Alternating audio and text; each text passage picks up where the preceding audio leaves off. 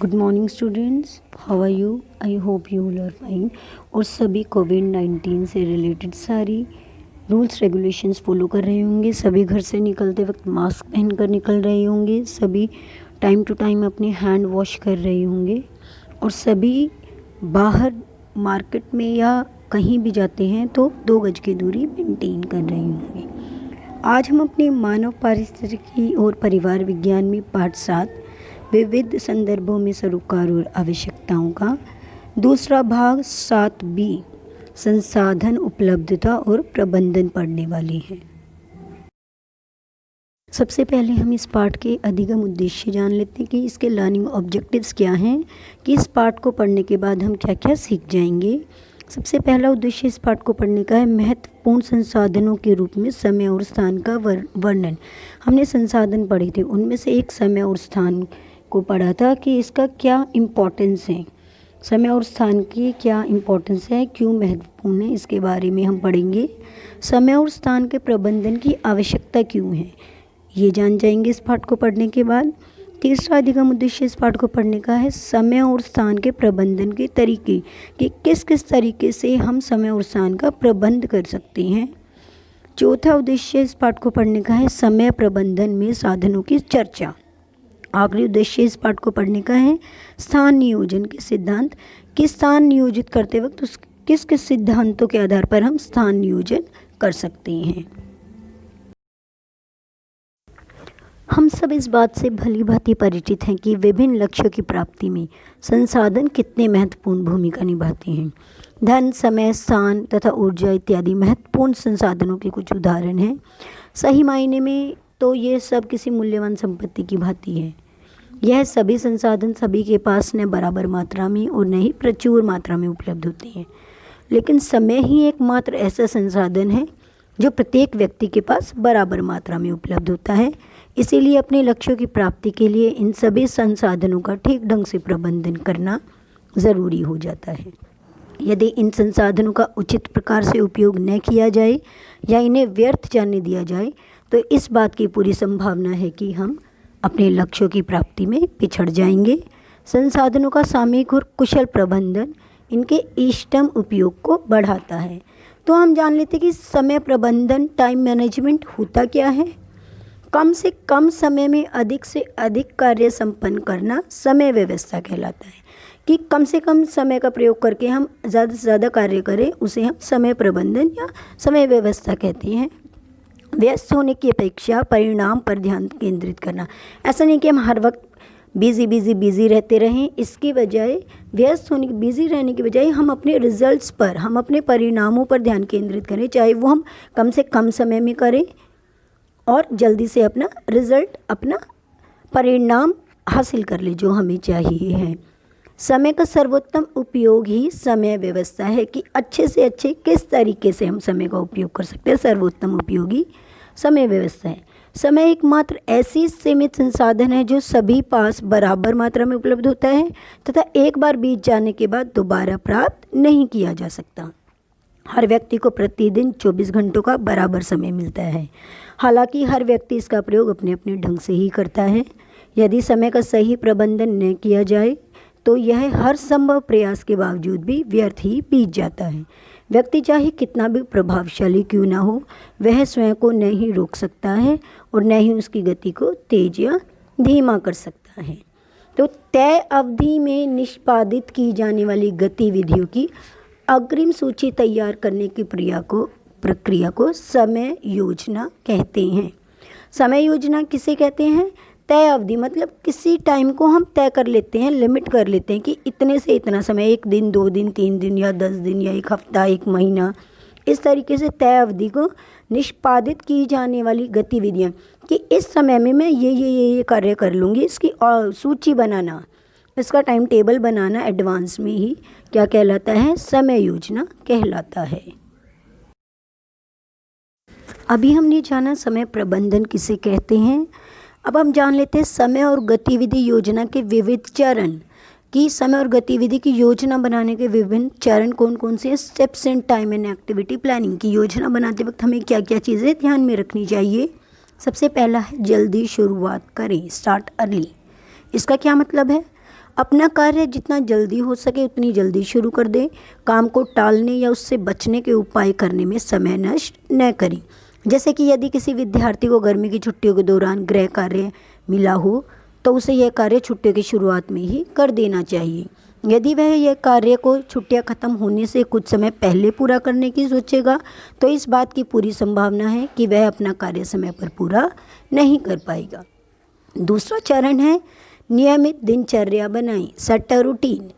ये क्या है? नियमित दिनचर्या के अनुरूप कार्य करने का प्रयास करें।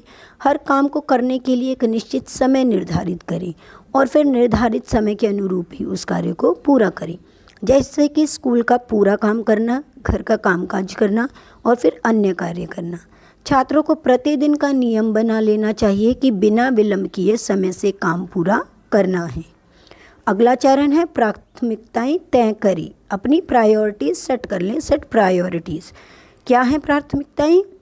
सभी के पास सीमित समय होता है, इसीलिए किए जाने वाले कामों की प्राथमिकता तय करना अच्छा रहता है। अनिवार्य कार्यों को पहले निपटाना चाहिए और फिर गैर ज़रूरी कार्यों को समय की उपलब्धता के अनुरूप निपटाया जाना चाहिए। जैसे कि यदि किसी छात्र को अगले दिन किसी विषय की परीक्षा हो तो छात्र को घर पर पहले उस विषय की तैयारी करनी चाहिए और फिर बाद में अन्य विषयों का अध्ययन करना चाहिए। अगला चरण है नहीं कहना सीखें, लर्न टू से नो। हर कार्य की जिम्मेदारी नहीं लेनी चाहिए, अर्थात नहीं कहना सीखें। यदि आपके पास कम समय हो और कई जिम्मेदारियां हों तो ऐसे में गैर ज़रूरी जिम्मेदारियों को मना करना ही बेहतर होता है। जैसे कि यदि किसी छात्र को विद्यालय में अगले दिन के लिए कोई ज़रूरी प्रोजेक्ट जमा करना हो तो वह उस दिन टेलीविज़न देखना या खेलना टाल सकता है। नेक्स्ट है अपना बड़े लक्ष्यों को छोटे छोटे लक्ष्यों में विभाजित करें, divide big task into small task. ये क्या है, इसको समझ लेते हैं आप। बड़े लक्ष्यों को छोटे छोटे तथा सुविधाजनक गतिविधियों की एक श्रृंखला में विभाजित कर लेना चाहिए। ऐसा करने से बड़े लक्ष्य भी आसानी से प्राप्त किए जा सकते हैं। जैसे कि दिन भर के स्कूल के कार्यों के विषयों के अनुसार छोटे छोटे कार्यों में बांटा जा सकता है। नेक्स्ट है ऊर्जा की बचत करें, सेव एनर्जी। ऐसे कामों पर ऊर्जा तथा समय नष्ट न करें जिन पर बहुत अधिक ध्यान देने की ज़रूरत न हो। अगला चरण है एक समय में एक ही काम, वन एट ए टाइम। जहाँ तक संभव हो एक समय में एक ही कार्य करें, अर्थात पहले एक कार्य को निपटाएं फिर दूसरा कार्य शुरू करें। अगला चरण है समय निर्धारित करें, फिक्स टाइम लिमिट। गतिविधियों के निर्धारण के दौरान उन्हें शुरू करने और ख़त्म करने का समय ज़रूर निर्धारित कर लें कि कोई भी कार्य आपने हाथ में लिया है तो उसका टाइम फिक्स कर लें कि इस टाइम पे मैं इसको शुरू करूँगी और इस टाइम पर ये ख़त्म हो जाना चाहिए। जैसे कि एक छात्र को हर विषय के अध्ययन के लिए पर्याप्त समय निर्धारित करना चाहिए, न कि किसी एक विषय पर आवश्यकता से अधिक समय लगाना चाहिए। कि ऐसा ना हो कि एक विषय पर तो आप सारा दिन टाइम पूरा देते हो और एक विषय को बिल्कुल ही इग्नोर कर देते हो। नहीं, एक टाइम लिमिट फिक्स कर लेनी है कि इस विषय को मैं इतना समय दूंगी, दूसरे विषय को मैं इतना समय दूंगी। आखिरी चरण है गतिविधियों की सूची बनाएं, शेड्यूल योर एक्टिविटीज़। अपनी गतिविधियों और कामों की एक सूची बनाएं, इससे हर कार्य के लिए समय प्रबंधन करने में सहायता मिलेगी। पूरे दिन के दौरान किए जाने वाले कार्यों की एक उपयुक्त समय सारिणी बना लेनी चाहिए। हालांकि इस बात का विशेष ध्यान रखना चाहिए कि समय सारिणी में आराम तथा मनोरंजन के लिए भी समय निर्धारित हो। तो आपको सारा दिन में जो जो एक्टिविटीज़ करनी है, जो जो कार्य करने हैं, गतिविधियाँ करनी है, उसकी आप एक टाइम लिमिट बना लें, एक लिस्ट बना लें और उसमें आपको अपना समय, आराम और मनोरंजन का समय भी ज़रूर निर्धारित करना है। तो यहाँ हमने जाना समय और गतिविधियाँ के विविध चरण कौन कौन से हैं। अभी हमने समय और गतिविधि योजना के विविध चरण पढ़े थे। अब हम देख लेते हैं गतिविधियों के प्रकार क्या क्या हैं। गतिविधियाँ दो प्रकार की होती है, अनिवार्य गतिविधियाँ और ऐच्छिक गतिविधियाँ। अब हम सबसे पहले अनिवार्य गतिविधियों के बारे में देखेंगे। अनिवार्य गतिविधियों में सबसे पहली है दैनिक गतिविधियाँ। दैनिक गतिविधियाँ कौन सी होती हैं? जैसे कि प्रतिदिन स्नान करना, घर की सफाई करना, विद्यालय में दिए गए गृह कार्य को पूरा करना, खाना पकाना, आराम करना। तो ये सारी दैनिक गतिविधियाँ हैं जो हम डेली प्रतिदिन करते हैं। उसके बाद दूसरी आती है साप्ताहिक गतिविधियाँ, जो हम सप्ताह में करते हैं, जैसे कि कपड़े धोना, बाज़ार से वस्तुओं की खरीदारी करना, बाहर घूमने जाना। तो ये है कि जैसे हम हर सप्ताह में एक बार दो बार ऐसे कर लेते हैं, तो ये सब साप्ताहिक गतिविधियाँ हो गई। फिर आती हैं मासिक गतिविधियाँ। मासिक गतिविधियाँ कौन कौन सी हैं, जैसे कि बिजली, पानी, फ़ोन इत्यादि के बिल भरना, अलमारियों को पुनः व्यवस्थित करना, राशन की खरीदारी करना। तो जो हम महीने में एक दो बार कर लेते हैं वो मासिक गतिविधियों के अंतर्गत आता है। फिर आती हैं वार्षिक गतिविधियाँ, वर्ष में होने वाली, जैसे कि स्वास्थ्य जांच करना, हमारी हेल्थ चेकअप करवाना हर वर्ष। वार्षिक परीक्षा होती है, वो वार्षिक गतिविधियों के अंतर्गत आती है। विद्यालय का वार्षिक समारोह, एनुअल फंक्शन जो होता है, ये सारी किसके अंतर्गत आती है, वार्षिक गतिविधियों में। अब गतिविधियों का दूसरा प्रकार है ऐच्छिक या वैकल्पिक गतिविधियाँ, जो अनिवार्य नहीं हैं लेकिन हमारी मर्ज़ी से हम उन गतिविधियों को करते हैं। जैसे कि ग्रीष्म अवकाश के दौरान यात्रा पर जाना, हम कहीं पर घूमने चले जाते हैं छुट्टियों में, ये ऐच्छिक है, अनिवार्य नहीं है कि ये करना ही करना है, ये हमारी इच्छा पर निर्भर है। दूसरा, किसी उत्सव समारोह में भाग लेना, कहीं पर किसी फेस्टिवल में, किसी सेलिब्रेशन में हम पार्ट लेते हैं, भाग लेते हैं, जाते हैं, ये ऐच्छिक गतिविधियाँ। सफाई अभियान में हिस्सा लेना, तो ये सभी क्या है, ऐच्छिक गतिविधियाँ। तो इस प्रकार हमने दो प्रकार की गतिविधियाँ देखी, अनिवार्य गतिविधियाँ और ऐच्छिक गतिविधियाँ। हर व्यक्ति के लक्ष्य तथा आवश्यकताएं दूसरों से अलग होती हैं, इसीलिए समय योजना व्यक्ति की आवश्यकताओं एवं लक्ष्यों के अनुरूप ही बनाई जानी चाहिए। जैसे कि एक छात्र के लिए समय योजना उस व्यक्ति से बहुत भिन्न होगी जो किसी दफ्तर में नौकरी करता है। तो हर व्यक्ति का टाइम टेबल, समय योजना अलग अलग प्रकार की होती है। अब हम पढ़ेंगे कारगर समय प्रबंधन के लिए सुझाव। अभी हमने गतिविधियों के प्रकार के बारे में पढ़ा था, अब हम जान लेते कारगर समय प्रबंधन के लिए सुझाव, कि हम समय प्रबंधन किस किस प्रकार से कर सकते हैं। कुछ सुझाव हैं। सबसे पहले किए जाने वाले कार्यों की सूची बनाएं, कि हमें जो जो कार्य करने हैं उसकी हम एक सूची बना सकते हैं। किए जाने वाले कार्यों की सूची बना लेने से गतिविधियों के करने के कारणों और उन्हें पूरा करने के लिए अनुमानित समय सीमा का अंदाज़ा लगाने में आसानी होती है। तो इसीलिए हमें सबसे पहले जो जो कार्य करने हैं उसकी हम सूची बना लेते हैं। दूसरा है दैनिक साप्ताहिक योजना सारिणी। जो हमें कार्य करने हैं उनकी सूची बनाने के बाद हम दैनिक या साप्ताहिक योजना सारिणी बनाएंगे अपनी। दैनिक या साप्ताहिक योजना सारिणी बनाने से प्रतिदिन या पूरे सप्ताह के दौरान किए जाने वाले कार्यों की योजना बनाने में आसानी होती है।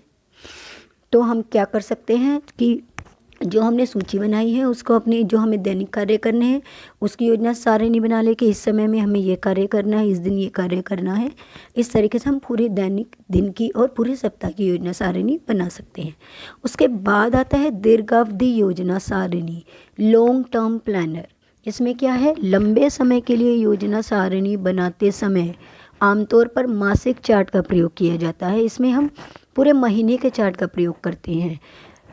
लंबे समय की योजना सारिणी व्यक्ति को विशेष कार्यों एवं उद्देश्यों के लिए रचनात्मक समय योजना बनाने हेतु स्मरण पत्र का कार्य भी करती है, कि जो हमें लंबे समय में कार्य करना है अगर हम उसकी योजना सारिणी बनाकर चलते हैं तो ये हमें एक एज अ रिमाइंडर का भी कार्य करती है कि उस टाइम पे हमें ये कार्य करना है। अगर हम योजना सारिणी बना लेंगे दीर्घावधि की तो हमें याद भी रह जाएगा कि उस मंथ में, उस महीने में हमें यह कार्य करना है। आइए अब जान लेते हैं समय प्रबंधन की स्थितियाँ, टूल्स इन टाइम मैनेजमेंट क्या हैं। समय के प्रभावी प्रबंधन में स्थितियाँ सहायक सिद्ध होती हैं, जो हम एक एक करके अभी पढ़ेंगे। सबसे पहला है चरम भार अवधि, पीक लोड पीरियड। ये क्या है, चरम भार अवधि का तात्पर्य किसी विशिष्ट समय अवधि के दौरान के काम के अधिकतम बोझ से है, कि किसी पर्टिकुलर टाइम पे बहुत ज़्यादा काम हो जाता है, उसे हम क्या बोलते हैं, चरम भार अवधि। जैसे कि प्रातःकाल का समय या रात्रि के भोजन का समय, इस टाइम पे हमें सबसे ज़्यादा काम होता है। दूसरा है कार्यवर्ग, वर्क कर्व क्या है, कार्यवक्र, वर्क कर्व क्या है। कार्यवक्र का तात्पर्य किसी विशिष्ट समय अवधि के दौरान किए गए कार्य के चित्रात्मक निरूपण से है। इस प्रकार के चित्रात्मक निरूपण में कार्य के लिए स्फूर्ति पैदा करने की अवधि, काम करने की अधिकतम क्षमता की स्थिरता की स्थिति और थकान के कारण अधिकतम गिरावट को चित्रात्मक रूप से दर्शाया जाता है। कार्यवक्र क्या है, कि इसमें हम कार्य करने की विशिष्ट अवधि में कि एक पर्टिकुलर टाइम में कोई कार्य किया गया है, उसको चित्र के ग्राफिक रिप्रेजेंटेशन के तौर पे दिखाते हैं कि जब हमने सबसे ज़्यादा काम किया स्फूर्ति के साथ, सबसे ज़्यादा एक्टिव होकर, तो कर्व ऊपर बढ़ता जाएगा, फिर धीरे धीरे धीरे धीरे स्थिर होता चला जाएगा। जब हम थोड़ी नॉर्मल स्पीड से अपना काम करेंगे, फिर धीरे धीरे हमारे कार्य करने की क्षमता में गिरावट आती चली जाएगी, तो एक कर्व सा बन जाएगा, एक वक्र बन जाएगा, तो इसे बोलते हैं कार्य वक्र। तीसरा है विश्राम अथवा अंतराल की अवधि, रेस्ट और ब्रेक पीरियड। ये क्या है? विश्राम अथवा अंतराल अवधि को काम करने के समय के दौरान अनुत्पादक रुकावट के रूप में परिभाषित किया जा सकता है। कि विश्राम या अंतराल अवधि को हम क्या बोलेंगे? कोई भी कार्य हम कर रहे हैं, उसके बीच में कुछ समय के लिए हमने उस काम को रोक दिया है, उसे क्या बोलते हैं? अनुत्पादक रुकावट। इससे अंतराल की अवधि भी कहा जाता है, इसी को हम अंतराल की अवधि कहते हैं। इससे कार्य के दौरान खर्च की गई ऊर्जा के फलस्वरूप हुई थकान को कम करने तथा पुनः चुस्ती प्राप्त करने में सहायता मिलती है। किसी भी कार्य के दौरान विश्राम या अंतराल अवधि की आवृत्ति तथा मियाद बहुत ही महत्वपूर्ण होती है। यह न तो बहुत लंबी होनी चाहिए और न ही बहुत छोटी। तो विश्राम और अंतराल की अवधि का क्या फ़ायदा है कि हम कार्य कर करके थक जाते हैं, तो कुछ टाइम के लिए हम ब्रेक ले लेते हैं, जिससे कि हमें दोबारा से चुस्ती आ जाए, हम दोबारा से कार्य को अच्छे से कर पाएँ। तो ये जो अंतराल अवधि है, ये ना तो बहुत ही लंबी होनी चाहिए और ना ही बहुत छोटी। नेक्स्ट है हमारा कार्य का सरलीकरण। कार्य का सरलीकरण का क्या मतलब है? समय तथा शक्ति दोनों ही सीमित साधन हैं। इन दोनों साधनों का व्यवस्थापन प्राय एक साथ ही किया जाता है। समय की बचत करने पर शक्ति की बचत अपने आप ही हो जाती है। कि समय और शक्ति दोनों ही क्या है? सीमित साधन है। अगर हम समय की बचत करेंगे तो जितने कम समय हम कार्य करेंगे उतनी ही हमारी शक्ति कम लगेगी। तो समय की बचत करेंगे तो शक्ति की बचत अपने आप ही हो जाएगी। तो कार्य सरलीकरण का क्या अर्थ है? कार्य को व्यवस्थित ढंग से करना ताकि कम से कम समय एवं शक्ति का व्यय करना पड़े। कि बहुत अच्छे तरीके से हम व्यवस्थित ढंग से कार्य को करें ताकि हमें कम से कम अपना शक्ति का व्यय करना पड़े। कार्य सरलीकरण का मुख्य उद्देश्य कम से कम समय एवं शक्ति में अधिक से अधिक कार्य संपूर्ण करना होता है। इसमें हम किस तरह से परिवर्तन ला सकते हैं, ये हम देखते हैं। सबसे पहला है हाथ तथा शारीरिक अंगों की गतिविधियों में हम परिवर्तन लाकर समय की बचत, शक्ति की बचत कर सकते हैं। हाथ तथा शारीरिक अंगों की अनावश्यक क्रियाओं को कम करके समय एवं शक्ति की बचत की जा सकती है। किस तरीके से? व्यर्थ क्रियाओं को कम करना, हम अब व्यर्थ की क्रियाओं को कम कर सकते हैं। कार्य को क्रमानुसार कर सकते हैं, कार्य में कुशलता ला सकते हैं और शारीरिक अंगों का उचित मुद्रा में होना। कि जो भी हम कार्य कर रहे हैं उसके अकॉर्डिंग हमारी शारीरिक अंगों की मुद्रा उचित प्रकार से हो, तो हम अपनी शक्ति का व्यय कम कर सकते हैं। जैसे व्यर्थ क्रियाओं को हम कैसे कम कर सकते हैं? जैसे कि बाज़ार से खरीदारी के लिए हम पहले से ही कोई लिस्ट बना कर ले जाएं, योजना बना ली, तो हम उसकी अच्छे से खरीदारी कर सकते हैं। कार्य को कर्मानुसार कैसे कर सकते हैं?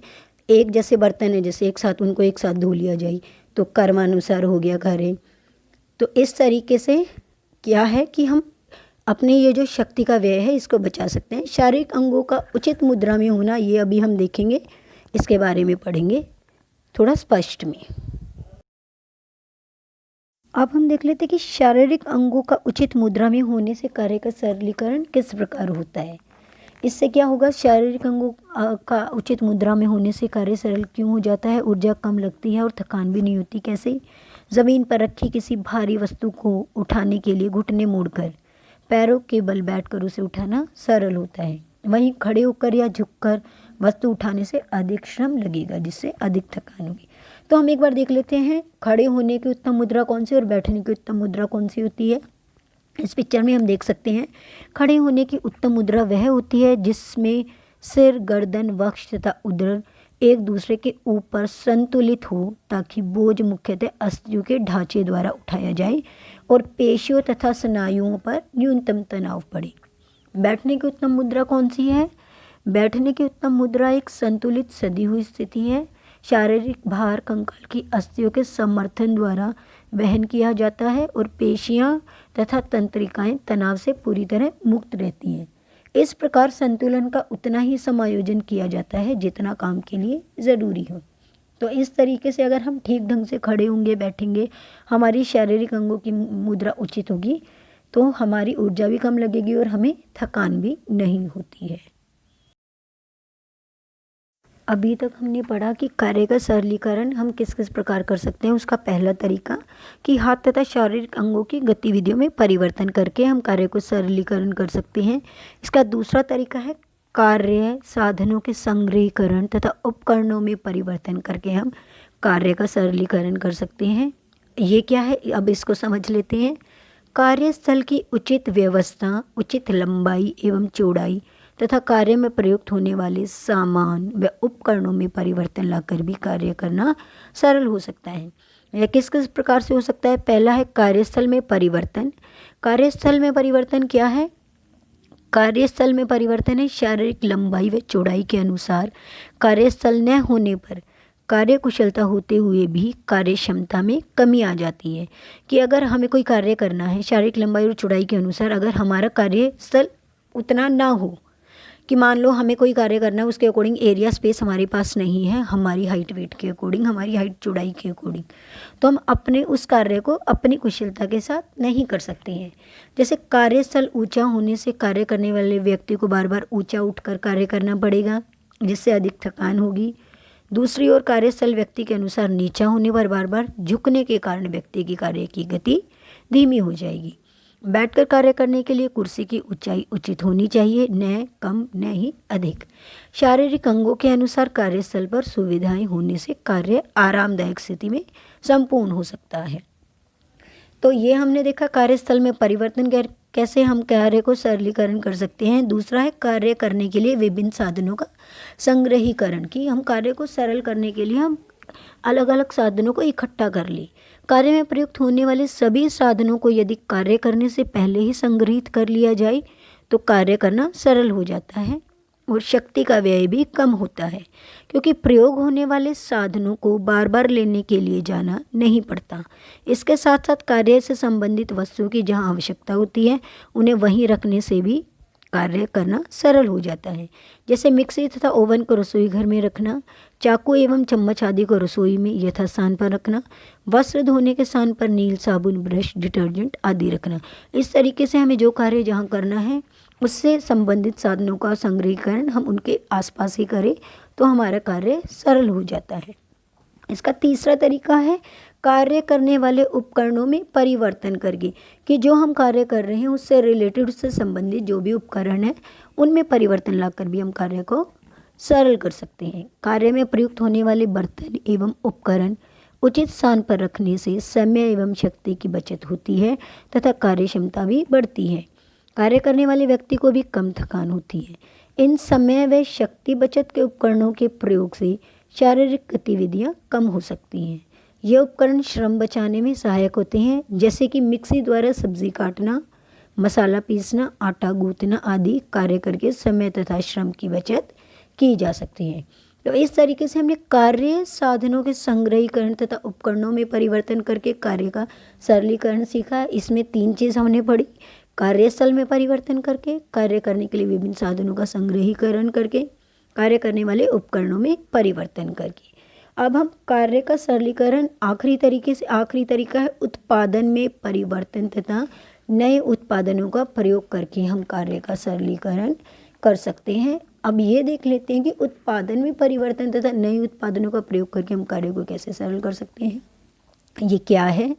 वस्तु के उत्पादन तथा अंतिम रूप में परिवर्तन करने से भी कार्य को सरल किया जा सकता है। वस्तु के अंतिम रूप एवं उत्पादन में परिवर्तन के लिए व्यक्ति की सूझबूझ, पारिवारिक स्तर तथा परिवार के अन्य सदस्यों का सहयोग आवश्यक होता है। जैसे कि वस्त्र के नैपकिन के स्थान पर पेपर नैपकिन प्रयोग करना, वस्त्र के टेबल मैट के स्थान पर प्लास्टिक के टेबल मैट का प्रयोग करना, सूती तंतुओं के स्थान पर मिश्रित तंतुओं का उपयोग करना जिससे रखरखाव सरल होता है, पैकेट बंद सब्जियां प्रयोग करना जिन्हें छीलना एवं काटना नहीं पड़ता, कांच के स्थान पर स्टील के बर्तनों का प्रयोग करना, दही के लिए उसे जमाने की प्रक्रिया के स्थान पर बाजार से जमा हुआ दही खरीद लाना। इससे समय की बचत होती है, कार्य का सरलीकरण होता है। सामाजिकरण व आधुनिकीकरण के कारण हमारी जीवन शैली में परिवर्तन आ रहे हैं। कार्य सरलीकरण की विभिन्न विधियाँ जीवन शैली के परिवर्तनों के अनुरूप होने से कार्य को सरल एवं सुनियोजित बनाती है। इससे कार्य में लगने वाले समय, श्रम तथा थकान को कम किया जा सकता है। हमने पढ़ा कि कार्य को सरल कैसे किया जा सकता है, कार्य का सरलीकरण। अब हम देख लेते हैं स्थान प्रबंधन, स्पेस मैनेजमेंट क्या है, ये किस प्रकार से की जा सकती है, इसके बारे में हम पढ़ेंगे। सबसे पहले अपने ज्ञान तथा कौशलों का प्रयोग करते हुए उपलब्ध स्थान का सर्वोत्तम प्रयोग करना ही स्थान प्रबंधन कहलाता है। हर व्यक्ति अपने घर में, घर से बाहर तथा कार्यस्थल इत्यादि पर विभिन्न गतिविधियों के लिए उपलब्ध स्थान का अपनी अपनी आवश्यकता अनुसार उपयोग करता है। तो एक अच्छे ढंग से व्यवस्थित किया गया कमरा खुलेपन का आभास देता है, जबकि यदि उसी आकार का कमरा सही प्रकार से व्यवस्थित न किया गया हो तो वह देखने में छोटा तथा अस्त-व्यस्त सा प्रतीत होता है। स्थान भी एक ऐसा संसाधन है जो सभी के पास बहुत सीमित मात्रा में उपलब्ध होता है। ऐसे में उपलब्ध स्थान का उचित प्रबंधन करना ज़रूरी हो जाता है ताकि विभिन्न क्रियाओं को आसानी से किया जा सके। स्थान प्रबंधन के लिए निम्न बातों का विशेष ध्यान दिया जा सकता है। किन किन बातों का हम विशेष ध्यान देंगे स्थान प्रबंधन के लिए? स्थान का नियोजन, योजनानुसार स्थान की उचित व्यवस्था, स्थान के उपयोग के अनुसार योजना का क्रियान्वयन और कार्यकारिता, सौंदर्य बोध की दृष्टि से इसका मूल्यांकन। तो अच्छे ढंग से व्यवस्थित किया गया स्थान अर्थात सुप्रबंधित स्थान न केवल काम करते समय आरामदायक रहता है बल्कि देखने में भी आकर्षक होता है।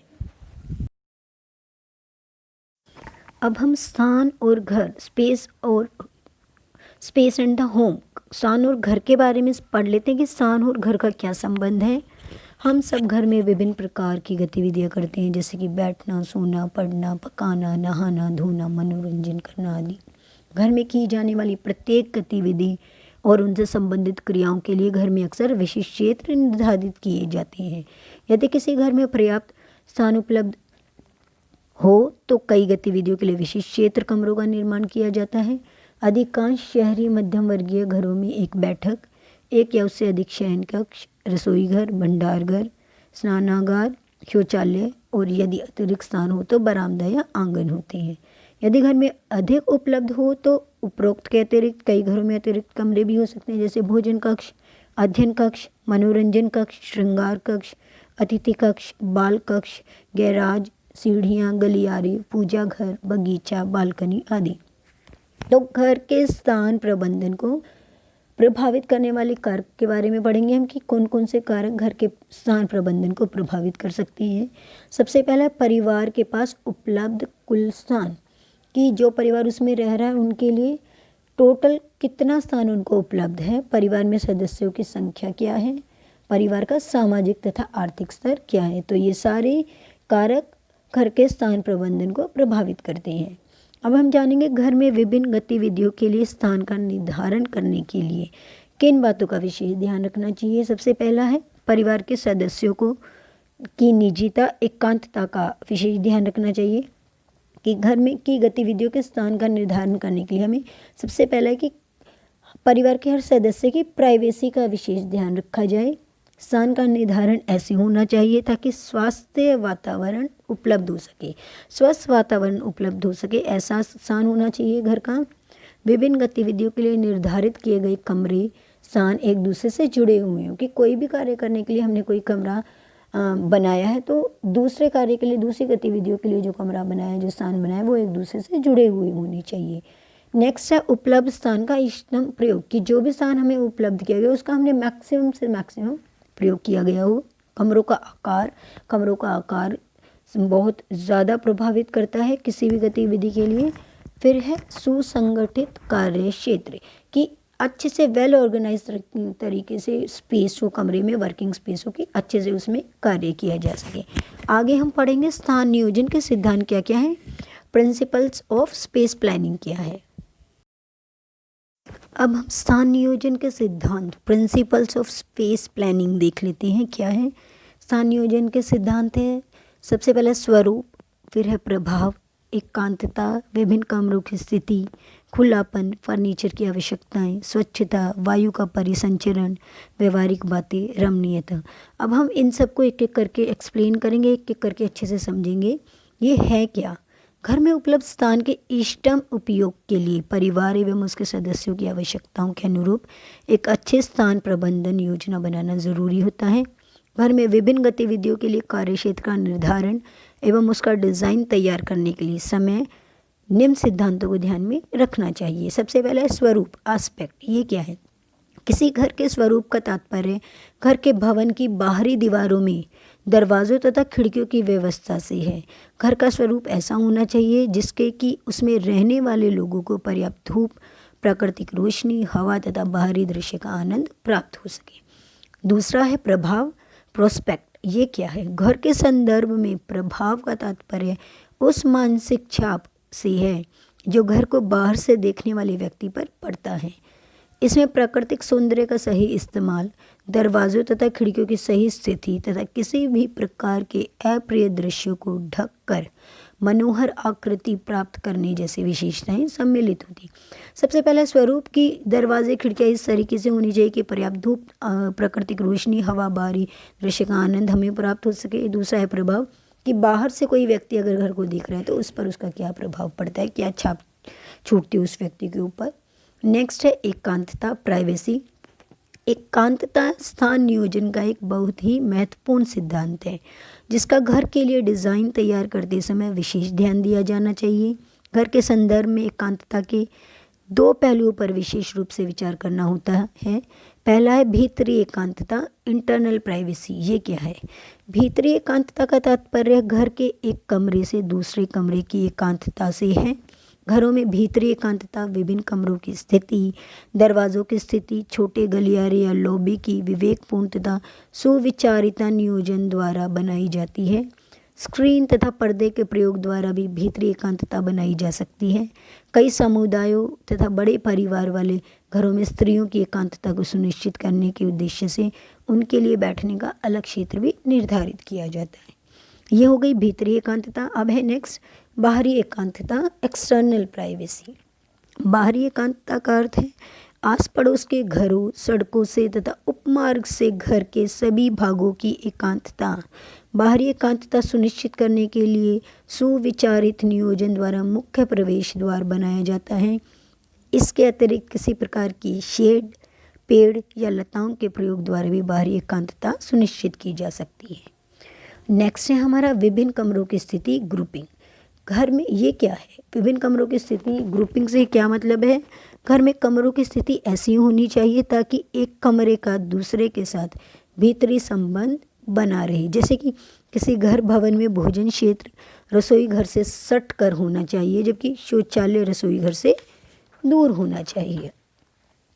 नेक्स्ट है खुलापन, रूमीनेस। ये क्या है? घर के संदर्भ में खुलेपन का तात्पर्य विभिन्न कमरों द्वारा दिए जाने वाले खुलेपन के आभास से है। कमरों में उपलब्ध हर स्थान का इष्टतम उपयोग करना चाहिए। जैसे कि दीवारों में अलमारियाँ, शेल्फ तथा भंडारण क्षेत्र बनाए जा सकते हैं ताकि कमरे का फर्श विभिन्न गतिविधियों के लिए खाली रहे। इसके अतिरिक्त कमरे के आकार तथा आकृति, उसमें रखे फर्नीचर की व्यवस्था और प्रयुक्त रंगों का भी कमरे के खुलेपन पर प्रभाव पड़ता है। आमतौर पर सही अनुपात वाला आयताकार कमरा उसी आयाम के वर्गाकार कमरे की अपेक्षा अधिक खुला दिखाई देता है। इसके अतिरिक्त गहरे रंगों की अपेक्षा हल्के रंगों के प्रयोग से भी कमरा बड़ा और खुला होने का आभास देता है। तो इस तरीके से हम खुलेपन का भी ध्यान रखेंगे स्थान नियोजन के सिद्धांत के अकॉर्डिंग। नेक्स्ट है फर्नीचर की आवश्यकताएं। फर्नीचर की आवश्यकताएं क्या हैं? विभिन्न गतिविधियों हेतु कमरों की योजना बनाते समय वहां रखे जाने वाले फर्नीचर के विषय में भी विशेष रूप से विचार किया जाना चाहिए। घर के हर कमरे में रखे जाने वाले फर्नीचर की व्यवस्था ऐसी होनी चाहिए ताकि वह कमरे के उद्देश्य को अच्छी तरह पूरा करे। कमरों में केवल अपेक्षित फर्नीचर ही रखा जाना चाहिए और यह भी इस प्रकार से रखा जाना चाहिए ताकि कमरे में चलने फिरने के लिए खुली जगह उपलब्ध हो। नेक्स्ट है स्वच्छता, सैनिटेशन। ये क्या है? अब इसको देख लेते हैं।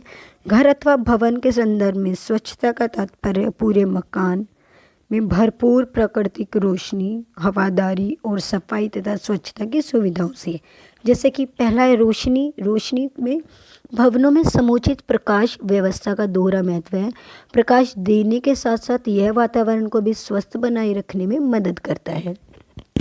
भवनों में रोशनी प्राकृतिक या कृत्रिम स्रोतों द्वारा उपलब्ध कराई जा सकती है। खिड़कियाँ, बल्ब, ट्यूबलाइट इत्यादि रोशनी के कुछ महत्वपूर्ण साधन हैं। दूसरा है वायु संचार, वेंटिलेशन। भवन के प्रत्येक हिस्से में पर्याप्त वायु संचार सारे क्षेत्र को आरामदायक तथा खुशनुमा बना देता है।